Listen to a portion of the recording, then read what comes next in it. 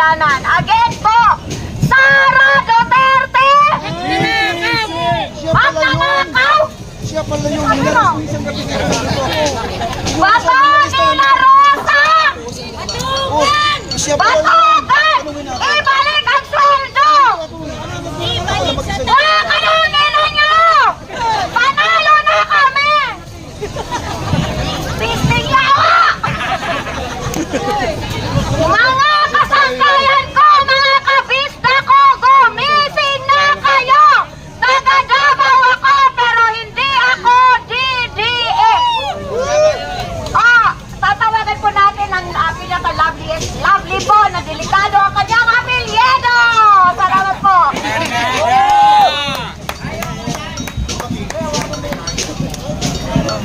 Mabuhay ang mga pro-Pilipinas! Mabuhay ang mga Pilipino na patuloy na lumalaban para sa katarungan, katotohanan at para sa bayan! Mga kababayan, hinihintay natin ang pagkakaaresto ni Bato de la Rosa. Bato sa Senado, sa ICC ka na magpaliwanag.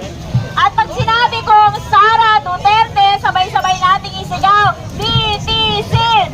Litisin! Sara Duterte! Litisin! Litisin! Bato de la Rosa, arestuhin! Arestuhin! Bato de la Rosa, arestuhin! Arestuhin!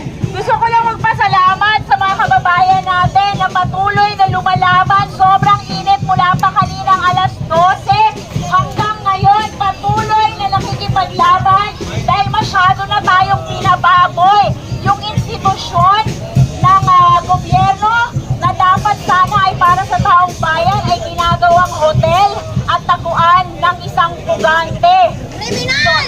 Isang kriminal. Sinasabi nga nila bakit kriminal daw ang tawag natin kay Bato de la Rosa, hindi pa naman daw napapatunayan. Paano yung mga kababayan natin, mga mahihirap na pinagpapatay, pinatay, at pinansagan na nilang kriminal, pinansagan na nilang adik kahit hindi pa naman napapatunayan. Walang kalaban-laban.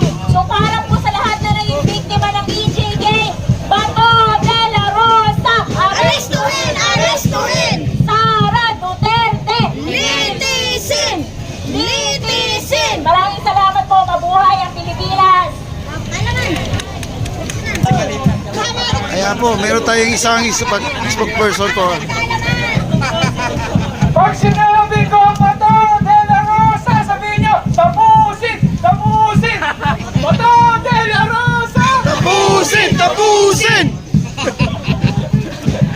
So, yan na nga po mga kababayan, no? Seriously speaking, nakita naman po natin ang pagbababoy ng mga senador, no? Dito sa ating konstitusyon. Ginawa po nila. Pinalabas nila si Bato para harapin ang impeachment ni Sara Duterte. At nakita naman po natin na hindi po ito ang unang pagkakataon para impeach ni Sara Duterte, no? Nakita natin last year, ginawa na po nila yan, pinigilan nila, at ngayon nagtataka na naman po sila na pigilan ang impeachment, ang paglilitis ni Sara Duterte. Pero ngayon, nandito po tayo, nagkita-kita po tayo, walang halong kulay, walang halong kulay. Nandito ba yung mga kakambing? Yeah! Nandito ba mga dilawan? Yeah! Nandito ba ang mga loyalista? Yes!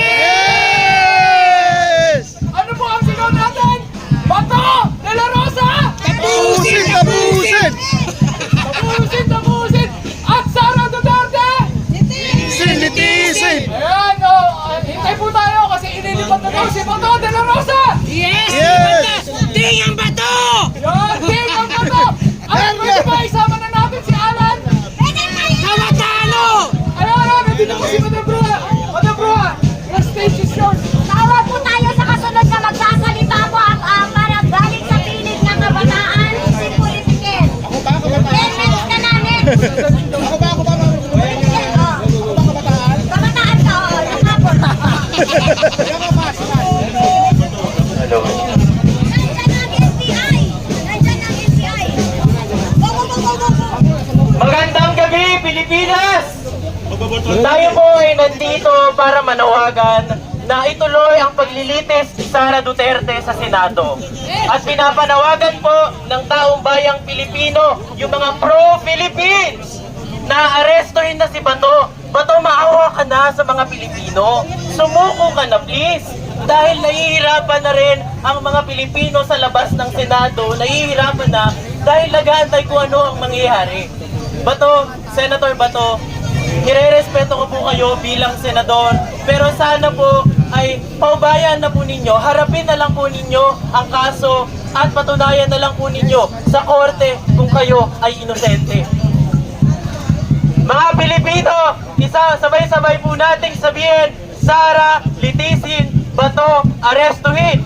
Sara, litisin, Bato, arestuhin! Sara, litisin, Bato, arestuhin! Sara litisin, Bato, arestuhin! Sara, litisin, Bato, arestuhin! Maraming salamat mga kababayan kong Pilipino! Mabuhay ang Pilipinas! Mabuhay ang Pilipino! Mabuhay! Ikulong si Bato. Mabuhay! Nakakita natin ngayon ang isang abogado po na nagre-representa ang abogadong may paninindigan, ang abogadong lumalaban para sa bayan. Atty. Reyes de Rosario po. Hello! Magandang gabi, Pilipinas! Magandang gabi! Sabahin mo na, kilala ko po si Atty. Reyes de Rosario, isang abogado at isang Pilipinong naninindigan para sa good governance and accountability. So una po sa lahat, sinasabi nila na nandito daw tayo kasi bayad tayo. Sinong bayad dito? Wala! Nandito tayo dahil mahal natin ang Pilipinas. Nandito tayo dahil pagod na tayo sa klase ng sistema ng mga politiko na nangungurakot na inuubos ang kaban ng bayan para sila ang yumaman. Pagod na ba kayong maghirap? Kung pagod na tayo maghirap, samahan niyo po kami sa panawagan na ituloy ang impeachment ni Sara Duterte. Ituloy ang pag-aresto kay Bato de la Rosa. Dahil po, isipin niyo po ang nangyari kahapon, ang nangyari ngayong araw. Nag-aaksaya tayo ng government resources, nag-aaksaya tayo ng oras, ginagamit ang Senado para lang protektahan ang isang tao. Dahil lang kay Bato de la Rosa para ano? Para hindi siya mahuli. Sino ba si Bato de la Rosa? Kriminal! Hindi ba tayo naawa sa libo-libong pinatay noong panahon ng drug war? Kung tayo ay pagod na, kung ang mga Pilipino ay hindi na papayag na may mga ganitong mga politiko, samahan niyo po kami sa panawagan. Impeach Sara!